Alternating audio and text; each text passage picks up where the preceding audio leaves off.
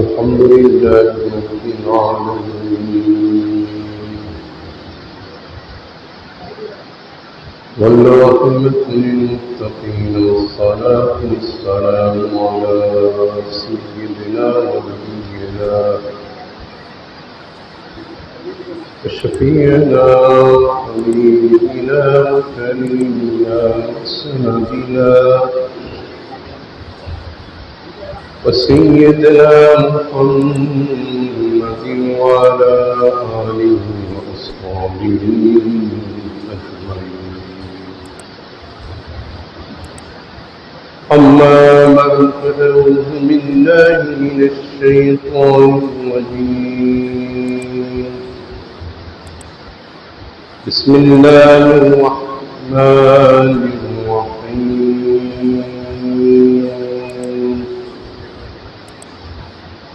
قل لا أسألكم عليه أجرا إلا المودة في القربى. وقال تعالى في مقام آخر: ولا تقولوا لمن يقتل في سبيل الله أموات بل أحياء ولكن لا تشعرون. آمنت بالله صدق الله العظيم وبلغنا رسوله النبي الكريم الأمين.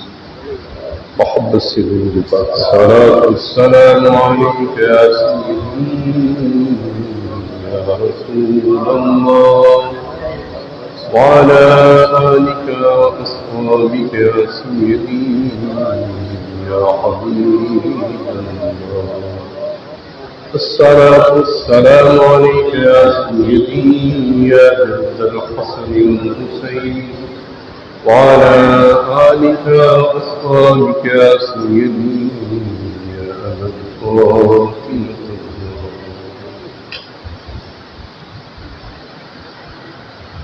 اللہ تبارک تعالیٰ کی حمد و ثنا اور حضور نبی کریم الکریم صلی اللہ علیہ وسلم کی ذاتی بابرکات پر درود و سلام بے انتہا، جن کے بغیر اللہ تبارک تعالیٰ نے ہمیں ماہ رمضان الحرام اسلامی سال کے پہلے دن، پہلے مہینے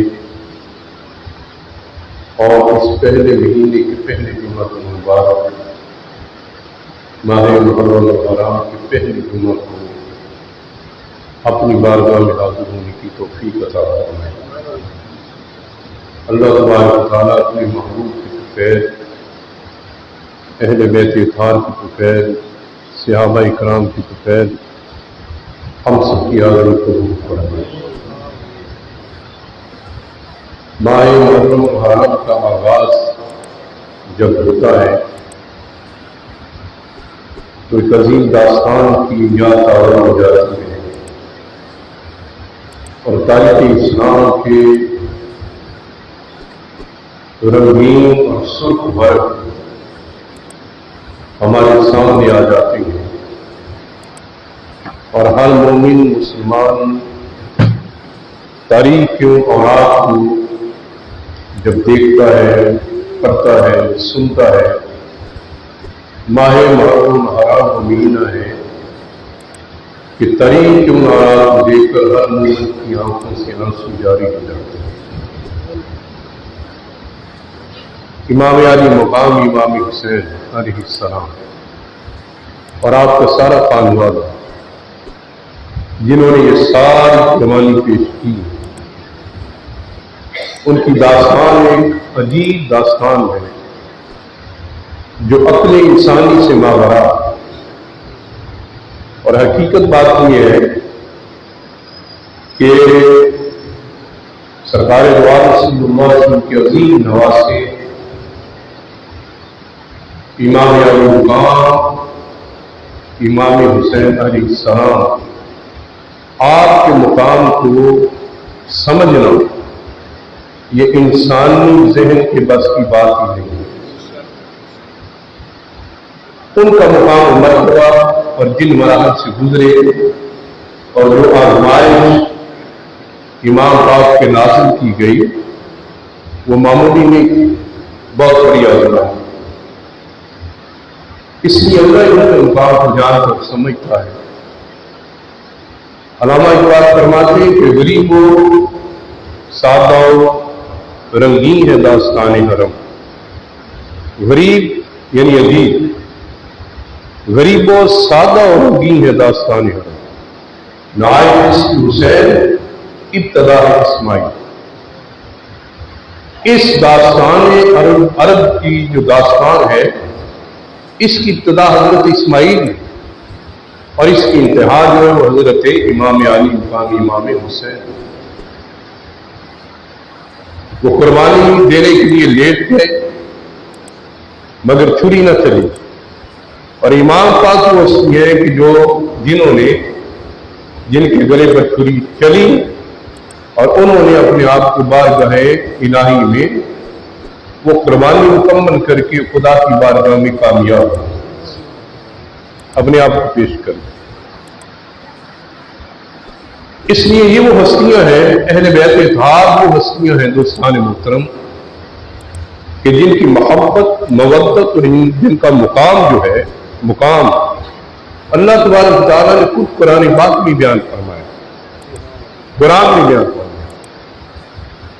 اب اندازہ کریں کہ جن کے مقام کو قرآن میں اللہ بیان فرمائے ان کا ہمسر کون ہو سکتا ہے، ان کو کون سمجھ سکتا ہے، اور جن کو حاصل کائنات اور خلاصہ کائنات کے طور پر متعارف کرایا جائے ان جیسا اور کون ہو سکتا ہے۔ اس لیے اللہ تبارک و تعالیٰ نے ان کو وہ بلند و بالا مقام عطا فرمائے ہیں۔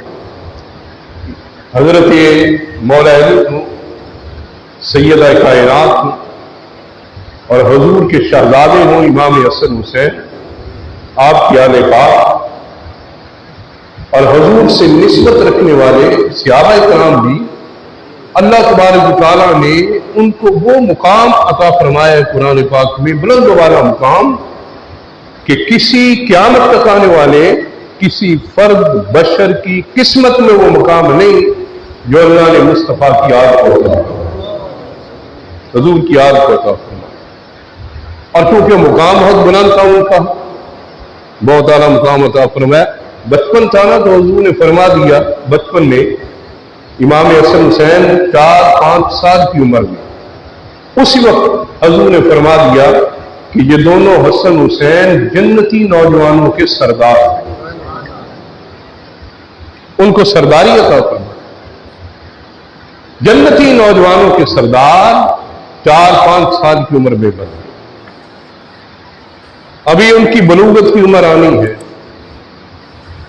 اور وہ سمجھ و شعور کی عمر آنی ہے، ابھی تو بچپن ہے، چھوٹی عمر ہے دوستان محترم۔ لیکن اسی وقت اور اپنی بیٹی کو حضور نے 20-22 سال کی عمر میں، بی بی صاحبہ کی عمر ہے، اور حضور نے فرما دیا کہ میری بیٹی فاطمہ جو ہے یہ جنتی عورتوں کی سردار، جنتی عورتوں۔ اب یہاں پر یہ بات بھی کہ اختیار کس کے پاس ہے؟ نبی کے پاس، حضور کے پاس۔ اہل بیت اطہار کو اللہ نے جو مقامات عطا فرمائے اپنے نبی کے ذریعے اور وسیلہ سے عطا فرمائے، ان کے ذریعے اور وسیلے سے عطا فرمائے، اور حضور نے جس کو جو مقام عطا فرما دیا۔ اور حضور نے فرمایا نا میرے پاس وہ فرشتہ آیا جو پہلے کبھی نہیں آیا تھا، جبریل کو بھی نہیں بھیجا، فرشتہ آیا اور وہ پیغام لے کر آیا، دوبارہ پھر زمین پر نہیں آئے گا، ایک دفعہ آیا اور چلا گیا۔ وہ یہ پیغام لے کر آیا کہ یا رسول اللہ صلی اللہ علیہ وسلم اللہ نے فیصلہ فرمایا ہے، فیصلہ فرمایا ہے۔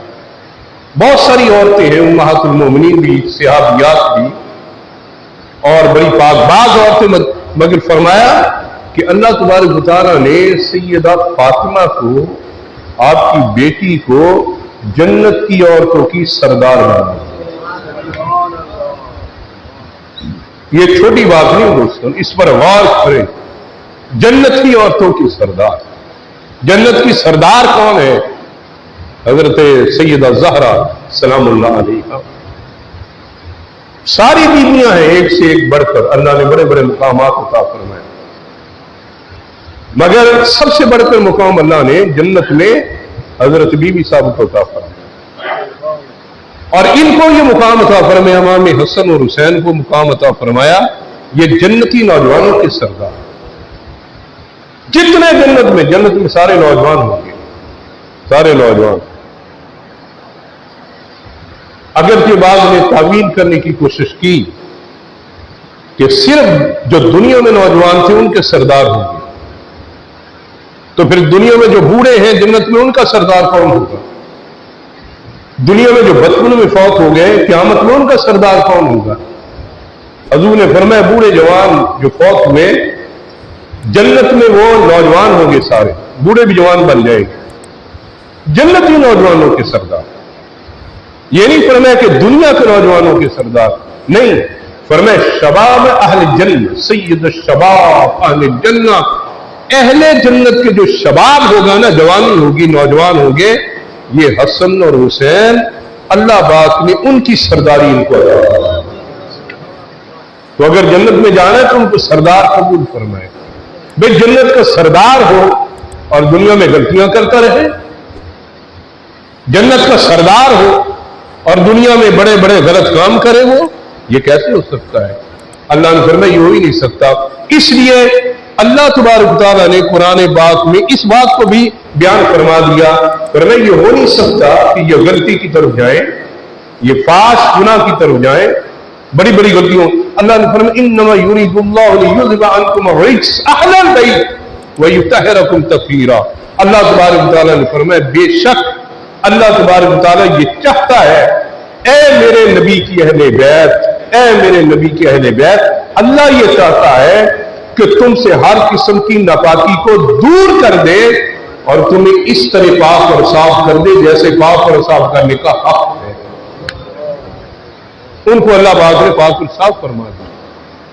ہر ایسی غلطی اور گناہ سے اللہ نے پاک فرما دیا، ہر باطنی مرض سے اللہ تبارک تعالیٰ نے ان کو پاک اور صاف کر دیا.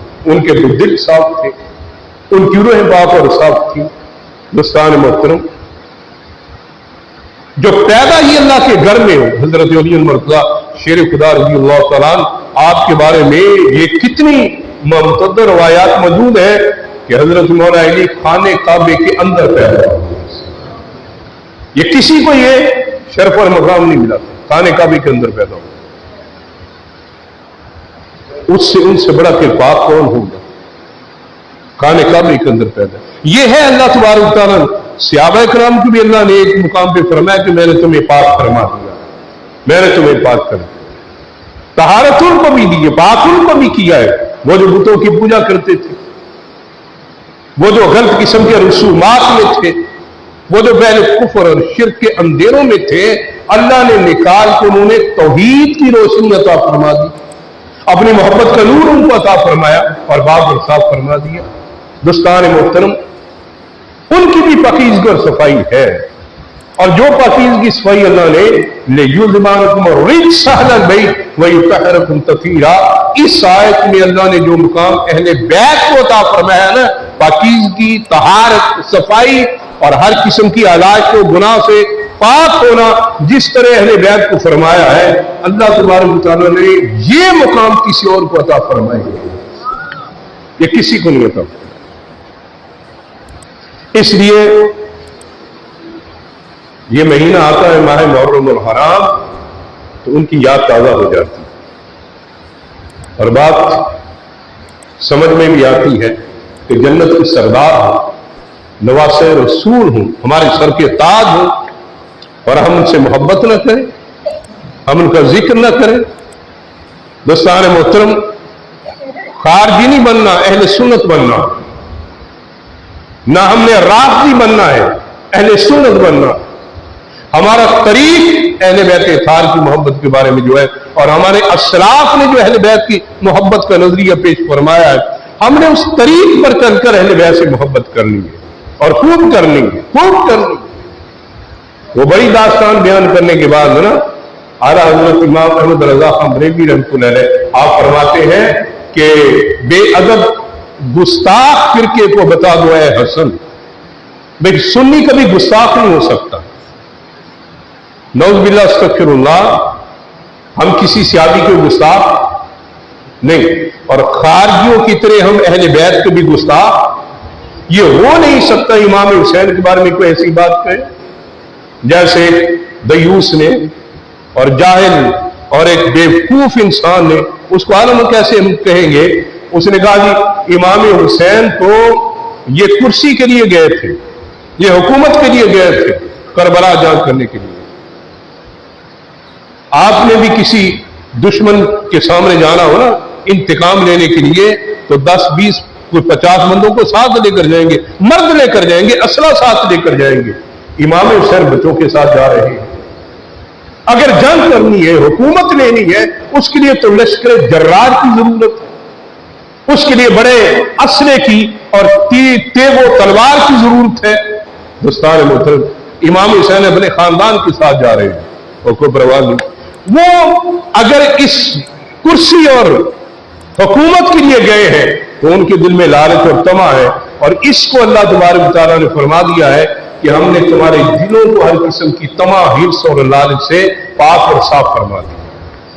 हमने तुम्हारे ज़ाहिर बातिन को पाक और साफ फरमा दिया। इसलिए उनके मुकाम को जानना और पहचानना और उनसे मोहब्बत करना यह हर मुसलमान का फर्ज है। हजरत इमाम हसन जब कुर्सी पर बैठे ना, ये बात ज़हन में रखे, कुर्सी पर जब बैठे, तख्ते हुकूमत पर बैठे इमाम हसन, हजरत मौला अली अपने वालिद मुहतरम के बाद आप बैठे तो 6 माह खलीफा रहे। हजरत मीर मुआविया शाम में थे और उन्होंने अपनी शाम में अपनी हुकूमत का ऐलान कर रखा था, और हजरत मौला अली से उनकी जंगें भी हुई।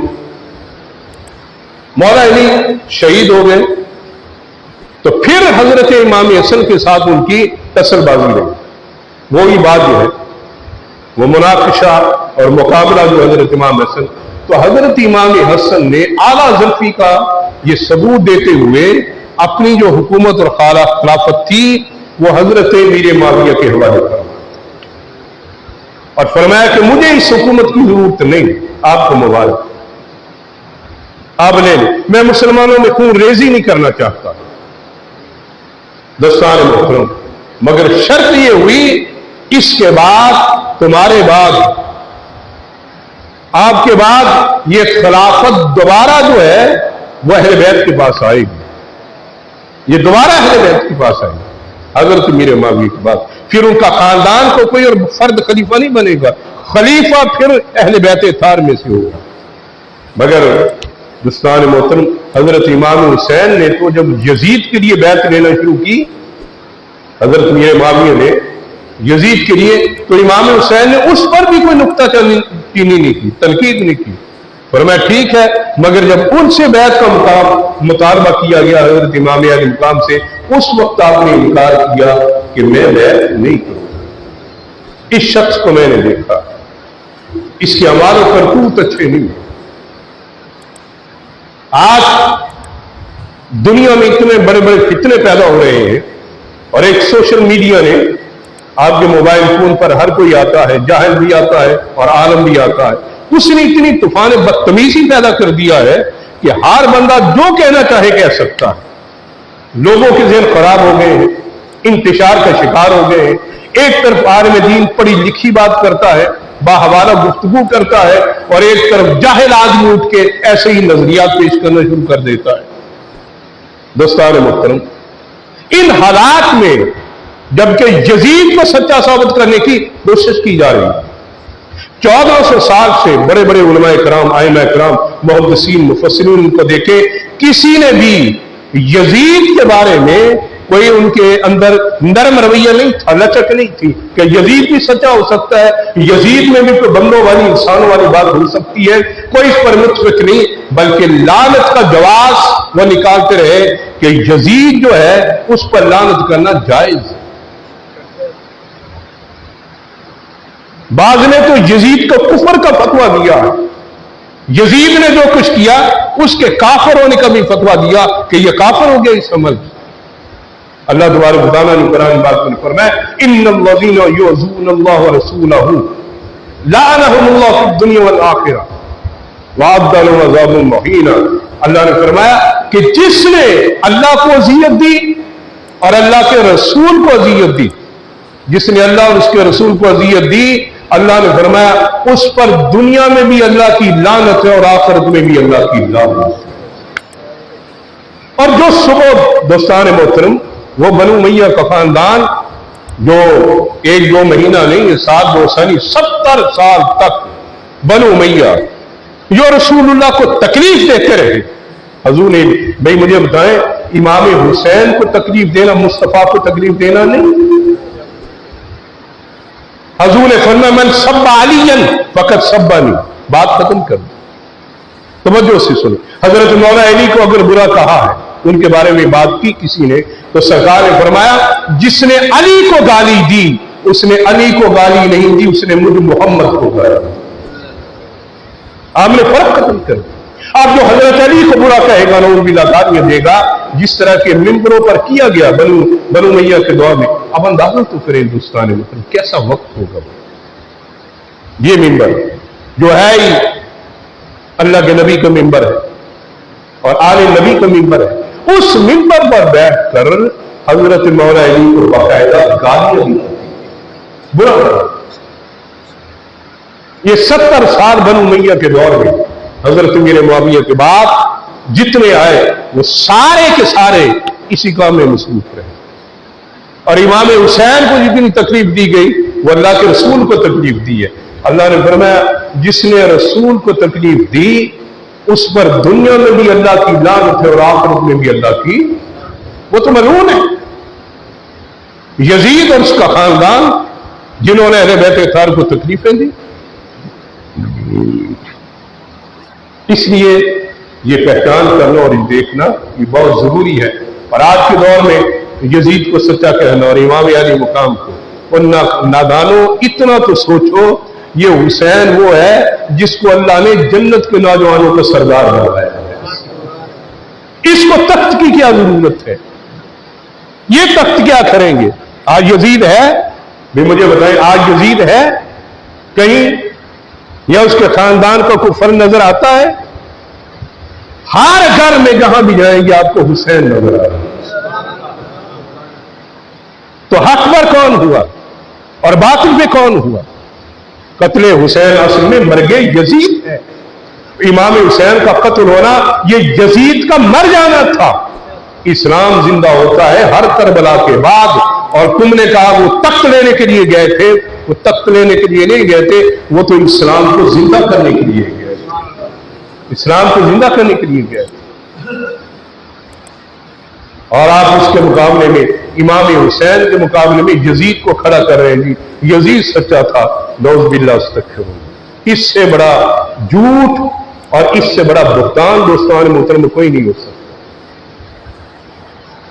ادھر نواسہ رسول امام علی مقام امام حسین، اور حضور نے کیا فرمایا؟ سرکار دو عالم صلی اللہ علیہ وسلم امام حسن اور حسین کو پکڑا ہوا ہے، امام حسن حسین کو، اور آپ فرماتے یا اللہ میں ان سے محبت کرتا ہوں، اے اللہ میں ان سے محبت کرتا ہوں۔ پھر حضور کہتے ہیں واحبہما، یا اللہ تو بھی ان سے محبت کر، تو بھی ان سے محبت کر، واحب من یحبہما، اور یا اللہ قیامت تک جو حسن و حسین سے محبت کرنے والا ہو مولا تو بھی ان سے محبت کر، تمہیں ان سے محبت کر۔ یہ محبت کا درس تو میرے مصطفیٰ دے رہے ہیں، امام حسن اور حسین سے محبت۔ اور پھر یہ بھی فرما دیا، فرمایا جس کے دل میں من مات علی حب آل محمد مات مومنا، اور حضور نے یہ بھی فرما دیا جس کے دل میں اہل بیت کی محبت ہوئی जिसके दिल में नमाज पढ़ने के बाद नमाजें पढ़ लेंगी, मैं 5 नमाजें पढ़ता हूं तहज्जुद के वक्त भी, कोई बंदा कहे मैं इतने कुरान खत्म करता हूं, मैं हज भी, सारे मामलात हैं, मगर मेरे दिल में अहले बैत की मोहब्बत नहीं है, हसन और हुसैन की मोहब्बत नहीं है। अल्लाह तबारक व तआला फरमाता है ऐसी इबादत उठाकर इसके मुंह पे मार दो, जो हुसैन का नहीं वो मेरा भी नहीं, मेरा भी नहीं। अल्लाह ने इनको मुकाम खो दिए। भाई मालिक वो है जन्नत का, सरदार इनको बना रहा है और सरदार हमारे सामने है। मालिक जन्नत को, खालिक जन्नत को हमने देखा नहीं, वो हमारी रूहों में है, वो हमारे दिलों में है, वो हमारे नफूस में है, वो हमारे दाएं बाएं हर मुकाम पे मौजूद है, मगर खालिक मालिक को हमने देखा नहीं। अल्लाह ने फरमाया मैं जन्नत बनाने वाला हूं, मैं जन्नत के सरदार तुम्हें देता हूं, उनको मानते रहना, देखते रहना, चूमते रहना। जो जन्नत के सरदारों को देख लेगा, मान लेगा, वो समझे उसने खालिक जन्नत को भी देख भी लिया है, मान भी लिया। ये वो हस्तियां हैं इमाम अली मुकाम। और यजीद जन्नत का कुत्ता, इमाम हुसैन जन्नत के सरदार, यजीद जहन्नम का कुत्ता और इमाम हुसैन ये जन्नत के सरदार। ये क्यों तकाबुल अस्त? ये तकाबुल कैसे हो सकता है हिंदुस्तान मुल्क?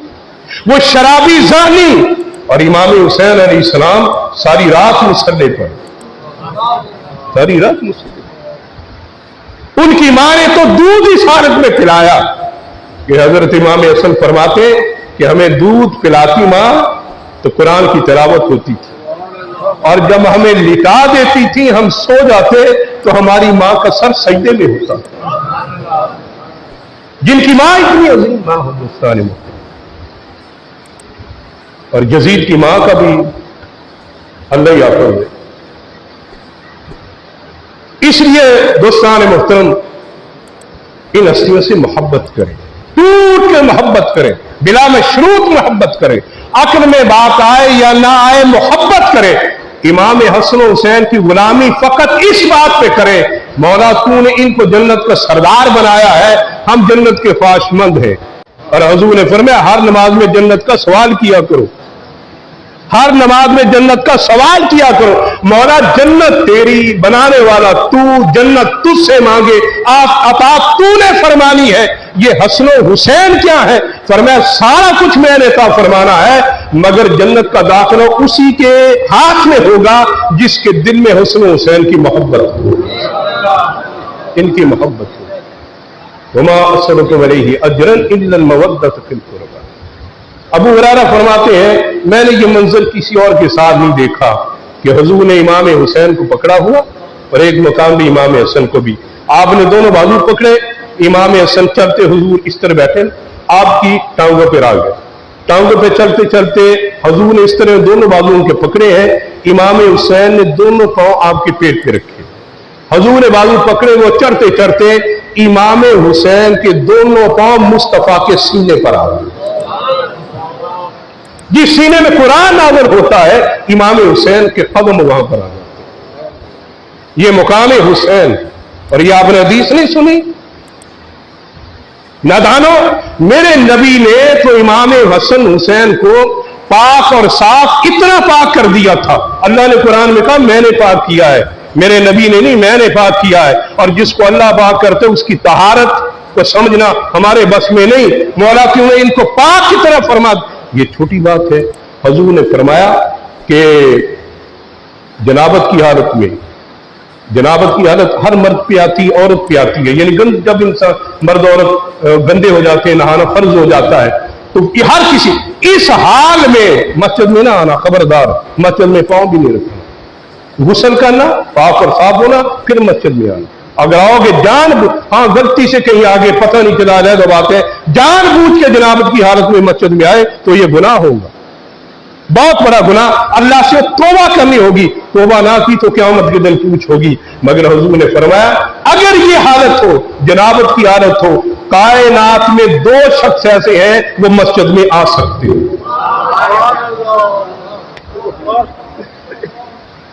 मुकाम देखें, बंदा समझ नहीं, अल्लाह ने मुकाम उनको क्या था फरमाया 2 शख्स जनाबत की हालत में भी आ सकते हैं। वो हमें जनाबत कहा और हकीकत में अल्लाह ही जानता है वो को जनाबत की हालत में भी कितने पाक और साफ थे, कितने साफ दूसरे। पर या मैं मस्जिद में आ सकता हूं या जनाबत की हालत में अली मस्जिद में आ सकता हूं। अच्छा, जिनकी मां भी इतनी पाक हो, जितना बाप भी इतना पाक और साफ हो, ये इमाम हसन हुसैन को 13वीं पुश्त में तो नहीं थे हजूर की या मौला अली की, वो तो पहले बैठे मौला अली के इमाम हसन हुसैन थे, पहली औलाद तो ये थी। बाकी पूरी दुनिया का सादात खानदान उनसे चलता है, जिनकी मां इतनी पाक और साफ हो और जितना बाप इतना अली मर्तबा और पाकीज़ा हो। बताएं उनके बच्चों की पाकीज़गी का आदम क्या हो। ये एक लंबी बहस चल पड़ेगी। वो इमाम हुसैन ने जन तख्त लेना था, हुकूमत लेनी थी, उनको जरूरत नहीं थी। उनके बाप को भी मौला अली को भी खलीफा सहाबा इकराम ने बनाया, आपने मान लिया, आपने और पेशकश की, ऑफर की। अब्दुर्रहमान बिन औफ रजी अल्लाह तआला अन्हु थे और सहाबी सुना तुम खलीफा बनो, तुम बनो। उन्होंने कहा नहीं, अब आप खलीफा बनेंगे, आपका हक बनता है। अब सब में ज्यादा अहल आप हैं। फिर मौला अली खलीफा बने। उनको चाहत ही नहीं थी। 3 खुलफाए राशिदीन पहले गुजरे, मौला अली ने उनकी बैत की, उनके पीछे नमाजें पढ़ी और हुजूर के फरमान के मुताबिक 30 बरस तक यह खिलाफत राशिदा को दौर करता है। दोस्तान मोहतरम, उसके बाद बादशाह को मुल्कियत का दौर शुरू हुआ। तो ये माह मुहर्रम और हराम आता है तो बड़ी बड़ी यादें जो है वो ताज़ा हो जाती हैं। और सबसे बड़ी बात कि मोमिन और मुनाफिक का पता चल जाता है। माह मुहर्रम कौन यजीदी है और कौन हुसैनी है। या अपने आप को हुसैनी बना लो या यजीदी बना लो। किरदार की बात भी है, फिक्र की बात भी है। यजीद एक फिक्र भी है, हुसैन एक फिक्र है।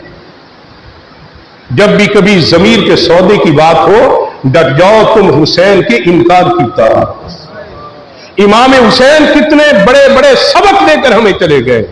दोस्तान मोहतरम, यजीद फिस्को फजूर की सोच है और इमाम हुसैन तकवा परहेजगारी की सोच है। इधर इस्लाह मुआशरा है, इधर गरीब की मदद है, इधर अल्लाह के बंदों की खिदमत है और उधर यजीद की सूरत में वो एक खराब निजाम है और ममलकत पे जुल्म और जोर के निजाम की अलामत है यजीद का किरदार। इसलिए हमने या यजीदी बनना है या हुसैनी बनना है। अगर तो आपने नौज़ुबिल्लाह अल्लाह किसी को ना ले जाए दोज़ख का प्रोग्राम है तो यजीदी बड़े बेहतरीन तरीके से दोज़ख में दाखिल हो जाएंगे, बेहतरीन तरीके।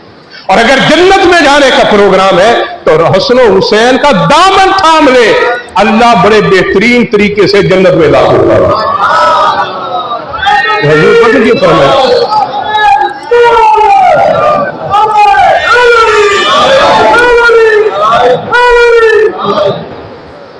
हजूर ने फरमाया, यह हदीस है, ये हर किसी ने मुशाहदा किया है कि जब शादी होती है लड़के लड़की की, दुल्हन आती है अपने शौहर के घर में, उसको किस तरह संवारा जाता है। वो एक दिन का लिबास होता है मगर बड़ा स्पेशल, उसको बनाओ श्रृंगार किया जाता है, उसकी गाड़ी भी खास होती है, उसको लाया जाता है खामद के घर में। और वो सास बेशक बाद में अपनी बहू के साथ जो भी करती रहे, उस दिन उसका माथा जरूर चूमती है जिस तरह बहू उसके घर में आती है। और बाद में तो दीगर मामला शुरू हो जाते हैं और तबीयतें खराब हो जाती। वो दुल्हन किस तरह आती है अपने शौहर के घर में, हजूर ने मिसाल दी। सरकार ने फरमाया, मेरी अहले बैत से मोहब्बत करने वाला, तो जो से सुने, मेरी अहले बैत से मोहब्बत करने वाला जन्नत में इस तरह दाखिल किया जाएगा जिस तरह पहले दिन की दुल्हन को उसके खावत के घर में दाखिल किया जाएगा। आपका जो बनाव श्रृंगार किया जाएगा पहले मैदान में, एक मेकअप रूम में ले जाया जाएगा, गेटअप मेकअप सारा कुछ, लिबास खास पहना जाएगा, फिर आपको वो जन्नत में दाखिल किया जाएगा। दोस्तान मोहतरम, और अहले बैत की मोहब्बत के तकाजे के ये भी सुन ले, ये नहीं कि साल में 10 दिन मोहब्बत है काले कपड़े पहनकर, नहीं। उनकी मोहब्बत बड़ी पाकीज़ा एक अमल, बड़ा पाकीज़ा अमल है। दोस्तान मोहतरम, मेरे हुजूर ने बड़े तरीके से मोहब्बत करने का हुक्म फरमाया, उस पर बात करती रहेंगे। 10 मुहर्रम का दिन आ रहा है और 10 मुहर्रम का दिन तारीख इस्लाम में ही नहीं, तारीख इंसान में बड़ा आलीशान दिन है। अल्लाह तबारक तआला ने जमीन और आसमान की, पहाड़ों की, दरियाओं की, समुद्रों की तख्लीक जो की वो 10 मुहर्रम को की, 10 मुहर्रम की। अच्छा, अल्लाह ने कुरान में फरमाया कि उसने जमीन और आसमान को फी सित्तति अय्याम, 6 दिनों में बनाया। 6 दिनों में, हफ्ते के 7 दिन है, 6 दिनों में। वो एक दिन अल्लाह ने खाली रखा, हिकमत अल्लाह जानता है, मगर यहूदियों का अकीदा में बयान करने के लिए सिर्फ यहूदी कहते हैं कि अल्लाह ने 6 दिन में कायनात बनाई और 7वें दिन में अल्लाह ने रेस्ट किया, मैं थक गया। और एक रिवायत में उनकी किताब में लिखा है, जिस तरह हम टांग पे टांग रख के नहीं वो लेटते हैं तो टांग पे टांग रखते हैं, हाँ उन्होंने लिखा है कि अल्लाह ने हफ्ते के दिन आराम किया।